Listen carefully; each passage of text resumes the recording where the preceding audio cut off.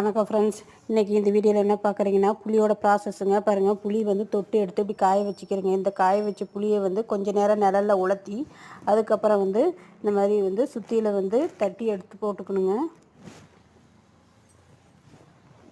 அது கீழே ஒரு கல் வச்சு மேலே சுத்தியில் நான் அடித்து இதை வந்து எடுத்து இப்படி வந்து அணைக்குள்ள போட்டு வச்சுக்கிறேங்க. பாரு, இது பூராமே நசுக்கின புளிங்க. இது வந்து இதில் கொட்டைலாம் இருக்குதுங்க.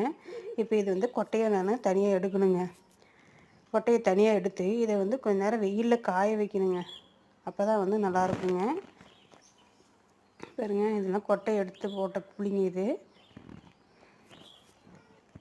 எடுத்து போட்டு நான் இன்றைக்கி ஃபுல்லாக வெயிலில் இந்த புளியை காய வச்சுங்க. கொட்டை எடுத்த பின்னாடி வெயிலில் காய வச்சுக்கிறேங்க. பாருங்கள், இதெல்லாம் வந்து தனித்தனியாக பிச்சு வந்து புளி ஒன்றோட ஒன்று ஒட்டாத அளவுக்கு நான் காய வச்சுக்கிறேங்க.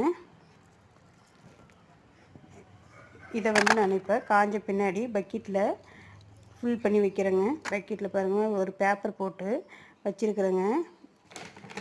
பேப்பர் போட்டு ஃபில் பண்ணி வச்சுட்டு மூடி போட்டு வச்சுருக்குறேங்க.